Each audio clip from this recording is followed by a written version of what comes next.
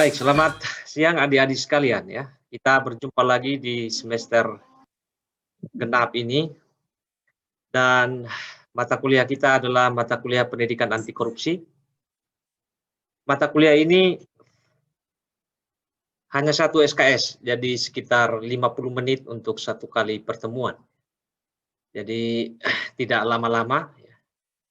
Seandainya mata kuliah ini dialokasikan 2 jam, maka kita bisa menyelesaikannya dalam 8 kali pertemuan. Tapi, kita ikuti saja proses yang sudah digariskan atau yang sudah dibuat oleh fakultas, jadi kita tetap 16 kali pertemuan. Nah, pertemuan pertama ini adalah sebuah pengantar mengenai pendidikan anti korupsi di perguruan tinggi. Kita akan melihat ada sekitar 5 poin yang akan saya sampaikan pada pagi hari ini ya. Dan dimulai dari poin pertama, mengapa pendidikan anti korupsi itu perlu diberikan kepada mahasiswa?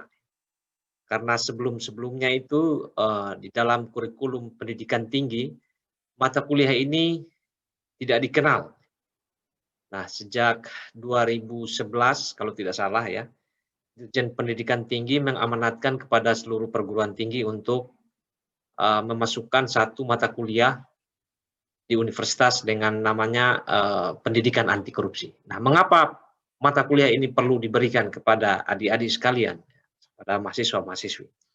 Saya akan menyampaikan beberapa alasan ya. Alasan pertama ya, kenapa mata kuliah ini perlu diberikan. Yang pertama itu korupsi menghancurkan sendi-sendi kehidupan masyarakat. Nah, yang dimaksud dengan sendi-sendi kehidupan di sini itu ada sisi ekonomi ya, kemudian ada politik, hukum dan segala macam ya. Seperti yang kita lihat di berbagai media, bagaimana perbuatan korupsi itu terjadi dan menjadi headline atau berita-berita di mana-mana. Dan banyak orang mengutuk hal-hal atau perbuatan-perbuatan seperti itu. Jadi ini merusak sendi-sendi kehidupan masyarakat di negara kita. Tolong yang belum mute, di-mute dulu. Saudari Mia. Oke, saya lanjutkan. Kemudian, karena korupsi itu menghancurkan sendi-sendi kehidupan masyarakat. Mungkin juga ada di antara kita semua yang mengikuti kuliah ini ada yang terkena dampaknya. Jika itu terjadi secara kolektif dan disiarkan di mana-mana, maka ada citra buruk terhadap bangsa dan negara kita, terutama Indonesia, di mata dunia internasional. Nah, citra buruk ini mempengaruhi politik dan mempengaruhi situasi bisnis dan semuanya. Orang mungkin tidak akan mau datang untuk berinvestasi di Indonesia karena birokrasinya korup. Orang-orangnya cenderung memeras atau meminta bayaran yang lebih dan sebagainya. Nah, apa akibat kalau misalnya investasi itu tidak datang-datang? Negara kita ya menjadi susah dari sisi ekonomi, pengangguran semakin banyak. Kalau ada pengangguran, maka besar kemungkinan terjadi konflik-konflik sosial yang lain. Karena banyak orang tidak bekerja, tapi butuh makan. Kemudian juga alasan lanjutan, ini karena belum optimalnya penegakan hukum. Ya. Penegakan hukum, ada orang yang kaya, orang yang punya kekuasaan, mudah untuk membeli keputusan pengadilan. Bahkan sebelum sampai keputusan pengadilan, ya, sudah dipermainkan di level penyidikan, atau penyelidikan, atau penuntutan di jaksa. Kemudian ya, dari alasan pertama tadi, dia kemudian menjadi semakin meluas. Akhirnya dari tahun ke tahun sejak Indonesia merdeka sampai sekarang, korupsi itu telah menjadi semacam kebiasaan kolektif atau yang sering kita sebut sebagai budaya.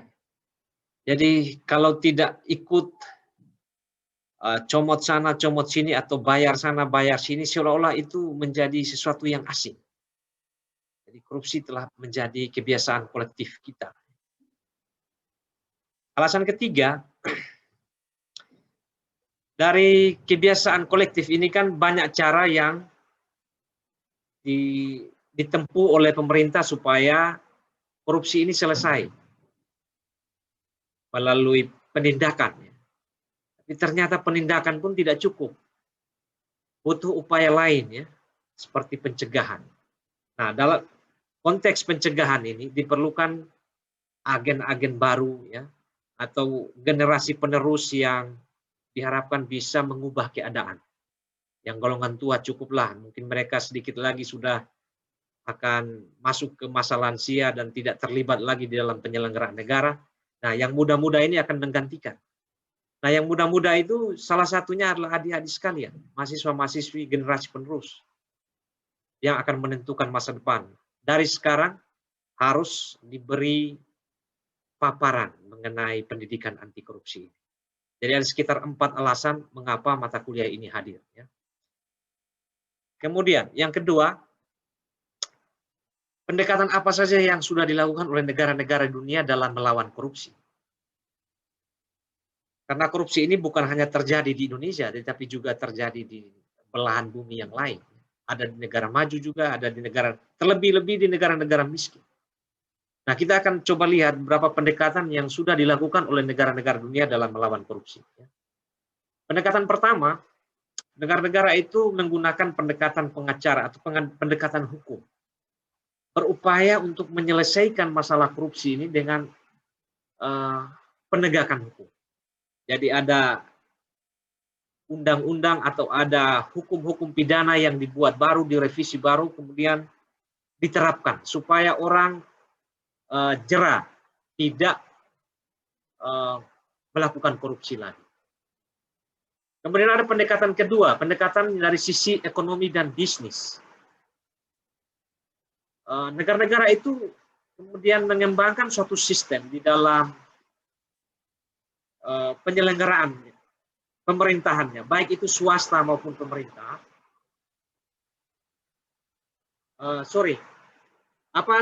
Ada suara-suara hujan begitu? Terdengar adik-adik? Satu orang tolong respon dulu. Tidak, Pak. Oh, tidak ada, Pak. Oke, kita lanjutkan.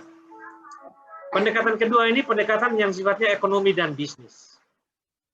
Jadi ada semacam pemberian insentif bagi tenaga-tenaga atau penyelenggara pegawai-pegawai pemerintah. Dan suasana penyelenggaraan negaranya juga dibuat menjadi lebih kompetitif. Harapannya begini, kalau orang diberikan suatu insentif atau penghargaan yang lebih baik atau lebih banyak, maka itu akan mengurangi kecenderungan dia untuk melakukan perbuatan korupsi. Ini pendekatan kedua. Pendekatan ketiga, pendekatan budaya. Ada negara-negara yang berupaya membangun atau memperkuat sikap anti korupsi di level individu melalui pendidikan, baik itu dari SD, SMP, SMA, bahkan sampai perguruan tinggi. Nah, dua pendekatan di atas, misalnya pendekatan melalui pengacara, hukum, ya, atau ekonomi dan bisnis itu sudah dilakukan. Ya. Tapi kita menghadapi begitu banyak tantangan, misalnya, ya. Jadi ada upaya untuk menggunakan pendekatan yang ketiga ini. Nah, sejak 2011 itulah Kementerian Pendidikan dan Kebudayaan mengembangkan pendekatan budaya ini. Termasuk dengan memasukkan salah satu mata kuliah pendidikan anti korupsi dalam kurikulum perguruan tinggi. Ya.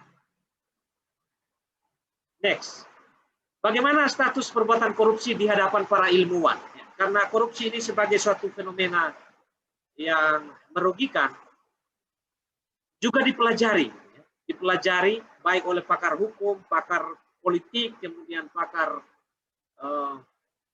sosiologi, dan bahkan sampai pada teologi. Mereka mencoba untuk memahami seperti apa perbuatan korupsi ini, ya, dan ingin mencarikan jalan terbaik supaya perbuatan korupsi ini tidak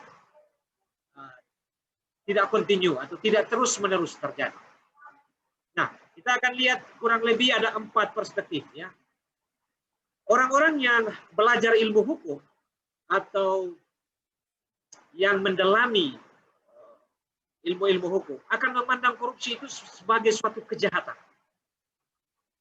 Nah, karena korupsi ini adalah sebuah kejahatan, kejahatan itu harus diberantas, harus dihilangkan, maka upaya untuk bisa menyelesaikannya itu dilakukan dengan menggunakan sistem hukum.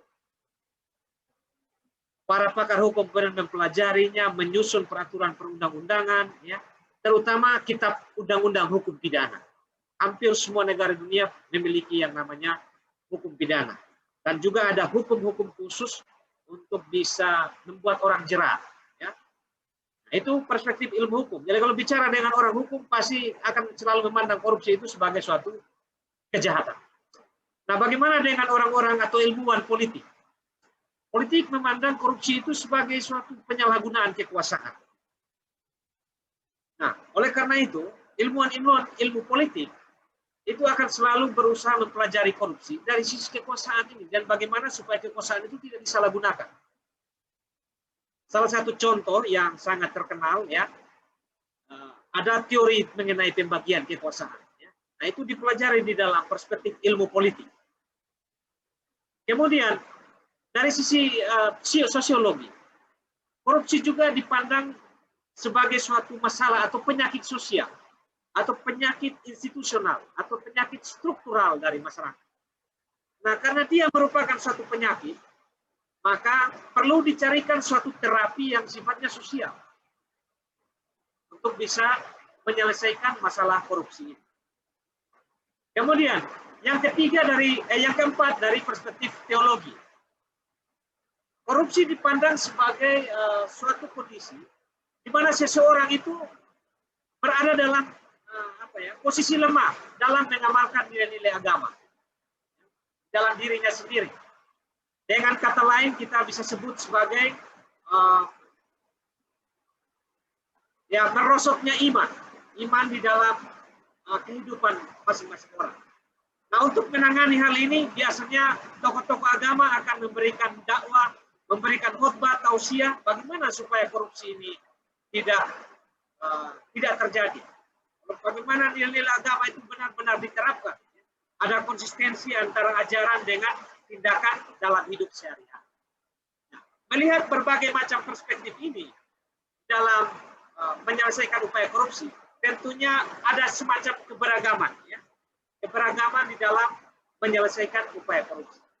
Nah, kita yang mempelajari atau kuliah pendidikan anti korupsi menggabungkan semua ini.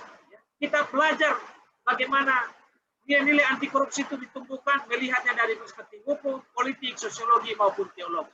Ya. Yang berikut, apa tujuan yang hendak dicapai dengan adanya mata kuliah ini? Adik-adik sekalian, mata kuliah ini memiliki tujuan, ya. Nah, dan juga ada kompetensinya. Yang pertama, soal tujuan. Ya. Mata kuliah ini diberikan kepada adik-adik sekalian, ya, supaya membentuk kepribadian anti korupsi pada diri adik-adik dan juga saya sebagai pengajar di mata kuliah ini. Dan bukan hanya membentuk kepribadian, juga membangun semangat dan kompetensi sebagai agen terbaru. Karena kita ingin supaya bangsa ini terus-menerus berubah. Bangsa ini tidak boleh berada dalam situasi yang penuh dengan konflik, penuh dengan korupsi. Jadi harapan akhir dari mata kuliah itu kita mencapai ini, terbentuknya pribadi yang anti korupsi dan juga ada semangat untuk berubah. Nah, apa ukurannya bahwa adik-adik sudah memiliki kepribadian anti korupsi dan punya semangat untuk membuat perubahan? Ukurannya ada 3. Yang pertama, adik-adik harus mampu mencegah diri sendiri tidak melakukan korupsi. Ini adalah individual competence. Jadi kalau setelah mengikuti mata kuliah ini dan tidak bisa mencegah dirinya sendiri untuk tidak melakukan korupsi, berarti kita gagal belajar ini. Yang kedua, adik-adik harus mampu mencegah orang lain agar tidak melakukan korupsi. Minimal dengan cara memberitahu dia atau memberi peringatan. Nah, kalau kita tidak mampu mencegah orang lain korupsi atau tidak bisa memberi peringatan, itu sama dengan kita belum memiliki kepribadian anti korupsi. Yang ketiga, adik-adik harus mampu mendeteksi adanya tindak pidana korupsi. Tapi pendeteksi sini dalam konteks bukan sebagai penyidik, bukan sebagai penuntut, ya, atau penegak hukum, tapi Tapi sebagai warga negara yang peduli dengan kondisi negara kita. Bukan hanya mendeteksi, tapi harus ada tindak lanjutnya dengan melaporkan. Melaporkan itu bisa secara pribadi, bisa juga dipublikasikannya di media-media yang ada. Jadi 3 kompetensi ini yang diharapkan ada atau tercipta pada adik-adik sekalian dan juga saya sebagai pengajar mata kuliah anti korupsi. Oke, adik-adik.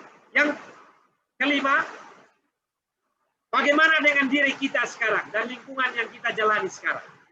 Ini semacam refleksi untuk adik-adik sekalian. Nah, saya ingin tahu, atau biarlah dari diagram ini atau kurva ini, atau kotak ini memberikan suatu refleksi kepada adik-adik sekalian. Kita ini hidup di dalam situasi yang harus mengambil keputusan. Kadang-kadang keputusan kita itu memberikan manfaat kecil, ada yang memberikan manfaat besar. Nah, untuk bisa mendapatkan manfaat kecil ataupun besar, kita biasanya melakukan suatu pengorbanan. Pengorbanan ini bisa kecil dan bisa juga besar. Nah, pertanyaannya sekarang, kita itu kecenderungannya ada di kotak mana? Apakah kita adalah pribadi-pribadi yang hanya melakukan pengorbanan yang kecil untuk dapat sesuatu yang kecil? Ataukah selama ini kita itu melakukan pengorbanan yang kecil untuk sesuatu yang besar? Atau sebaliknya, melakukan yang besar dapatnya kecil dan melakukan yang besar dapatnya besar? Nah, ini situasi yang kita hadapi. Kita selalu berada dalam pengambilan keputusan yang di kotak A, B, C, dan D. Biasanya situasi yang normal terjadi pada kotak A dan D. Biasanya melakukan atau berusaha, usahanya sedikit, dapatnya sedikit. Atau usaha besar, dapat yang besar. Biasanya orang merasakan, oh itu situasi yang sangat normal. Situasi yang tidak normal itu ada di warna kuning dan warna merah. Usaha kecil, dapatnya besar. Ini yang selalu dicari oleh manusia. Yang selalu dicari oleh siapapun di dunia ini. Kalau bisa berkorbannya sedikit, tapi dapatnya besar. Sebaliknya, yang C, yang merah, usaha besar tapi dapatnya kecil. Ini selalu dihindari. Selalu dihindari, karena biasanya ini mendatangkan celaka atau kerugian. Biasanya, korupsi itu lebih dekat dengan situasi yang B. Ya, situasi yang kalau bisa korbannya sedikit tetapi dapatnya besar. Nah, itu situasi yang kita hadapi. Nah, selamat berrefleksi untuk adik-adik sekalian. Pribadi adik-adik sekarang itu ada di situasi yang mana? Cenderung menyukai yang usaha kecil dapat besar atau yang berkorban? Usahanya besar dapatnya kecil atau yang A dan D? Situasi yang usahanya kecil dapat kecil, usahanya besar dapat besar. Ini kotak refleksi yang pertama untuk kita semua. Bukan hanya adik-adik, tapi saya juga. Ya. Ini terkait dengan pengambilan keputusan. Yang kedua, bagaimana situasi di keluarga sekarang? Keluarga saya dan keluarga adik-adik sekalian. Apakah kita berada dalam keluarga yang PNS atau keluarga yang swasta yang berusaha sendiri? Yang bergerak di kepentingan publik atau di kepentingan diri sendiri? Nah, itu silakan berefleksi. Tapi poin pentingnya di sini adalah jika ada di antara kita, di keluarga kita, yang bekerja di pemerintah, ya, mendatangkan kepentingan bagi orang banyak. Ingat, ada sumber daya yang dikelola. Syukur-syukur ada di A atau D. Ya. Jadi kita gunakan, yang bekerja di pemerintah betul-betul menggunakan uang pemerintah, yaitu APBN atau APBD, untuk benar-benar itu untuk kepentingan publik. Ini situasi di Koloma itu situasi yang bagus. Benar-benar digunakan. Atau benar-benar menggunakan uang sendiri untuk kepentingan diri sendiri. Itu bagus juga. Private goods, barang pribadi, A dan D. Yang celaka itu adik-adik sekalian, kalau dalam keluarga kita. Ada mungkin yang bekerja di pemerintah, tapi menggunakan uang pemerintah untuk kepentingan diri sendiri. Inilah yang kita sebut dengan korupsi. Bagian B yang warna hitam. Ini ruang hitam kelam. Atau sebaliknya yang warna putih. Ini betul-betul suci. Gunakan uang pribadi untuk kepentingan orang banyak. Biasanya orang menyumbang dan sebagainya. Tapi ini sangat sedikit sekali orang berada di kolom C atau di kotak C. Yang lebih banyak itu orang mulai bergeser. Ya kalau bisa gunakan uang pemerintah. Uang bersama untuk kepentingan diri sendiri. Nah, selamat berefleksi. Kita sekarang itu ada di keluarga yang mana? Apakah keluarga yang menggunakan uang pemerintah untuk kepentingan publik atau kepentingan diri sendiri? Itu refleksi kedua. Yang ketiga, bagi yang sudah bekerja, saya tidak tahu di kelas ini apakah ada yang sudah bekerja atau yang belum bekerja. Nah, bagi yang sudah bekerja, ada yang posisinya sebagai bawahan, ada yang posisinya sebagai atasan. Bagi yang nanti akan bekerja, tinggal pilih mau di kotak mana.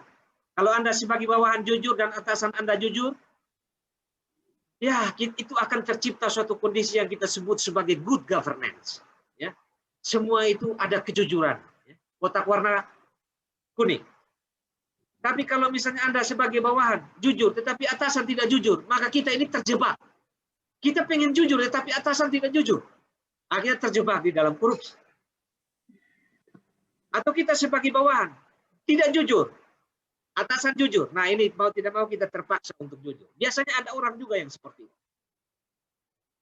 Kemudian ada juga yang mungkin bawahannya tidak jujur, atasannya juga tidak jujur. Nah ini sudah seperti yang tadi saya katakan di bagian awal. Alasan itu, korupsi sudah menjadi budaya. Baik atasan maupun pimpinan sudah sama-sama tidak jujur. Maka semuanya terjadi korupsi sudah semua. Nah ini refleksi, kotak-kotak untuk refleksi bagi kita. Bagi yang sudah bekerja, tolong berefleksi dengan diri sendiri. Saya ada di kotak mana saat ini? Apa di good governance, atau terjebak dalam korupsi, atau terpaksa untuk jujur, ataukah sudah berada dalam situasi korupsi adalah budaya kita? Sudah 3 kotak saya berikan untuk refleksi. Sekarang kotak yang terakhir yang saya mau berikan. Ini semacam refleksi juga bagi adik-adik sekalian, ya. Bagaimana pencapaian hasil studi semester ganjil 2020, ya. Kotak manakah yang mewakili perasaan adik-adik? Bisa jadi ada upayanya sudah belajar capek-capek, itu kita bisa kategorikan sebagai itu yang tinggi. Hasilnya bagaimana? Dapat nilai bagus atau tidak? Nah, kalau upayanya sudah bagus, sudah betul-betul luar biasa, hasilnya juga dapat A, nah ini kita sebut sebagai kondisi yang adil dan menyenangkan. Tapi kalau misalnya upayanya sudah tinggi, sudah begitu effortnya luar biasa, hasilnya rendah. Nah, ini kondisinya tidak adil dan tidak menyenangkan. Biasanya sering protes itu, ya. Atau sebaliknya, upayanya biasa-biasa saja, rendah sekali. Tapi tiba-tiba dapat nilai A. Nah, ini tidak adil tetapi menyenangkan. Menyenangkan, ya, tidak perlu ikut kuliah, tidak perlu ikut Zoom dan segala macam, tiba-tiba dapat nilai A. Nah, ini tidak adil, tetapi menyenangkan. Ada lagi yang lain, tidak ada upaya belajar, belajarnya biasa-biasa saja. Suruh kerja tugas tidak mau kerja tugas, suruh kuliah tidak mau kerja kuliah, tidak mau kuliah, ya. Atau aktifkan Zoom, tetapi ada kerja lain di belakang. Biarkan saya bicara sendiri, misalnya. Dapat nilainya rendah, ini adil. Tapi rasanya tidak menyenangkan. Pengennya dapat. Nah, adik-adik sekalian, situasi A, B, C, dan D ini juga terjadi di dalam kehidupan kita sehari-hari. Bisa di waktu kuliah, bisa juga setelah kuliah, sudah jadi sarjana, ada di dunia kerja. Ada situasi yang adil dan menyenangkan. Upaya kita sudah luar biasa, hasilnya juga luar biasa. Biasanya kita tidak protes akan hal ini. Ya. Nah, yang kedua, yang B, tidak adil, tidak menyenangkan. Biasanya kita protes terhadap hal ini. Saya sudah usaha tinggi, tapi kenapa hasil rendah? Biasanya protes. Kemudian ada yang C, tidak adil tapi menyenangkan. Biasanya kita diam-diam kalau mendapat itu. Tidak kuliah, tidak kerja tugas, tapi dapat nilai bagus. Kita tenang-tenang, diam-diam. Oh kan sudah bagus, sudah lulus. Nah, yang ada juga situasi yang adil tapi tidak menyenangkan. Sebenarnya ini adil, harusnya tidak protes, tapi masih ada orang yang protes. Adil tapi tidak menyenangkan. Nah, saya ingin kotak-kotak ini menjadi bahan refleksi bagi kita semua, yang mengantar kita semua pada pembelajaran pendidikan anti korupsi di semester genap. Terima kasih kepada adik-adik semua. Hanya ini yang bisa saya sampaikan hari ini. Nanti slide-nya saya akan sampaikan, ya, kepada ketua kelas untuk di-share. Ya. Semoga pengantar awal ini, refleksi pertama ini menjadi sesuatu yang bagus untuk kita melaksanakan pembelajaran di pertemuan-pertemuan selanjutnya.